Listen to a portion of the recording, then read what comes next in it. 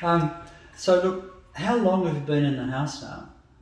We've been here 9 years now, just 9 years this year. Because you're very specific. This block of land is very specific. You know, you have some issues like most homes have, or most blocks of land have a certain amount of potential.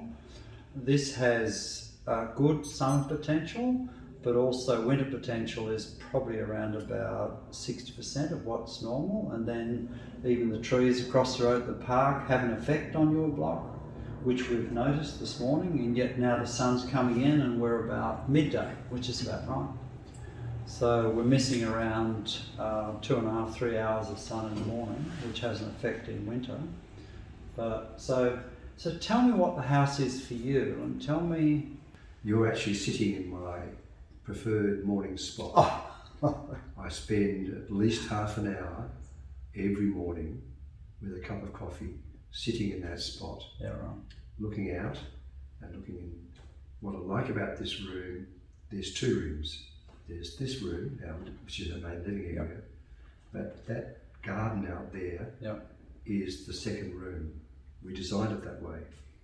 So, and you remember the design, we said, look, no paving out there, green stuff, because you want to affect the radiant heat, all that. So there's a green floor out there, which is tichondra. I don't know it. Oh, I know, it's amazing. Just water it. It's full of microbes and beautiful stuff. We have that lovely tree which gives us summer shade. So on summer days we can sit up there in the shade, and it's a room floored by nature virtually. So and it really does bring the inside into the home. Just from the reaction we've had a huge impact in this street, because this street is largely open lawns in the front, lawn verges. We've ripped out the lawn verge and planted natives in there with native birds and all that. So our garden, as we're sitting here, extends beyond our boundary wall. We've taken over the verge as part of our garden, and that merges with the park across the road. And I have, when I'm out watering, I have many people, strangers, stop. Love your garden. Beautiful. We have a lemon tree outside our boundary, outside our wall rather, in our boundary. Orange tree on the other.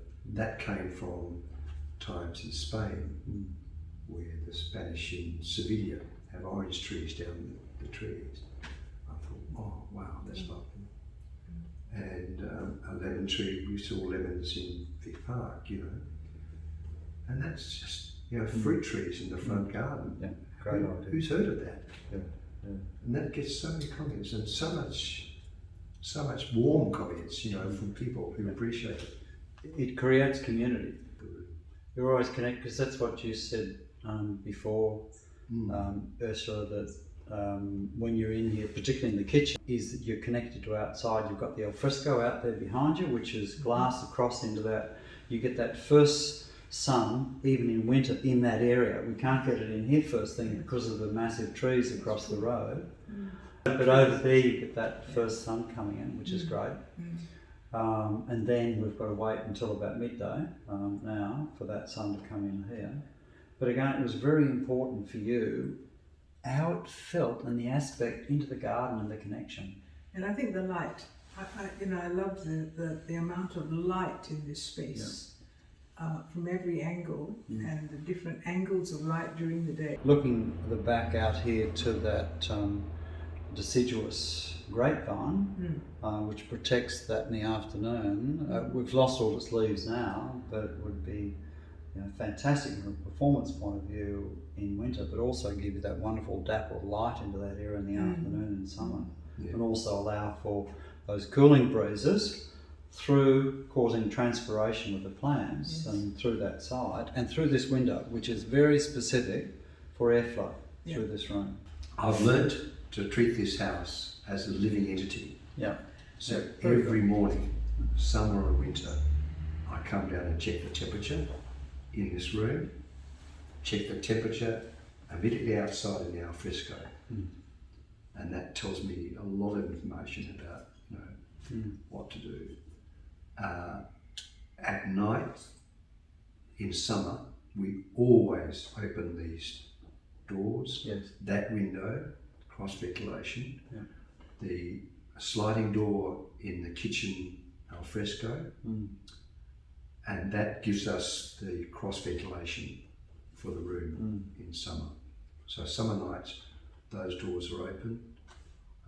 We've paid particular attention to security for the security screens and security on the glass doors and all that to give us protection at night. But it's absolutely essential to have those open on a summer night. So it's very important to understand how to operate the home Yes. to get the best advantage. I mean, you don't have to be, what shall I say, as systematic as you, it'll still work. But if you do spend that extra time and be consistent, then you get a much better performance. The timing of opening the windows, if you go, you're telling me, look, you open the window and you feel this cooling breeze. Yes. You're still letting hot air in. That's right. Just beware of that. Yeah, because So airflow across our body, because we transpire, we're producing moisture, that is cooling us. But a house doesn't perspire unless you've got a serious problem with the house. Yeah. So therefore it's bringing warm air in. It's a mistake people make. They open a home up too early because they think the breeze is cool, but it's not for the home, it's cool for them. And even still, we have these little thermometers that we have. Yes. Because it's difficult to tell just by feeling whether it's cooler or not. Yeah. So we have a little temperature gauge in this room and in the al fresco. This place is designed for ageing in place, and we were talking about how it's a two-storey home still, and yet in the process, allowance was made for a wide staircase, which was a straight staircase, which meant that you could put a stair lift on in a few hours if necessary. There's more to the staircase than just the chairlift. Yeah. I'm thinking, because it goes back to our specs for the home. We said two things to you. We don't want the staircase to be visible as you come in the door. We just hate that. Yes. Right? And we don't want the garage to be visible from the street. They are the two things. So the staircase, I love the staircase because it occurs behind a glass door. We've got the laundry, toilet, all that, and the staircase up. So our private quarters are closed off from this room. Nobody would know that they exist. The second thing we said with the staircase, because it's between two walls, as you know, we want to use one wall for our bookcases. We spent a lot of time designing the staircase and those bookcases, as you know, and we succeeded very well. And I've got to tell you, everybody who comes through to go to the toilet looks at the staircase. Wants to copy our staircase. Yeah. We have two beautiful granddaughters, and I designed the staircase so you could sit on the staircase. We've got cushions there, had their toys there, and all their books up the lower bit. Both granddaughters, as soon as they come in the house, head for that staircase. First thing, boom, and books. So it's not a dead space, it's a living space, that staircase, which would otherwise just be. Then of course we said, we want a chair lift up there. We put the PowerPoints in, and the stairs are wide enough for people to be sitting on, reading books, and getting past. Yes. Wide enough for a chairlift, and people stood to get past. So it wasn't a dead space. No, well, there's pretty much no dead space in the whole house. There's not. There is no. And that's the other very pleasing feature. Yeah. There isn't any, corridors with rooms on either side. And the other interesting thing is with the staircase, the glass door, so the light comes from here into that little alcove before you go into the powder room. It also means that the staircase is airlocked to the living area, so in winter we don't lose the heat down here up into that space. We are certainly looking at this as our home for the future. We have no intention of changing homes. And we certainly want to, as much as possible, in old age and decrepency, to have services come in. It's cheaper for us to do that than to be put in a home somewhere.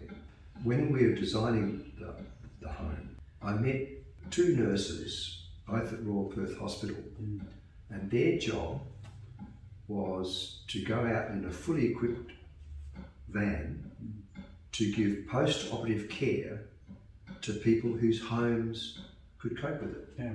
They're already finding, this is, 11 years ago, RPH was finding if they could provide that service in the home to their patient, they recovered quicker, much quicker. Yes. And care was hospital equipment that might be needed, monitored by the hospital, all that they had 11 years ago.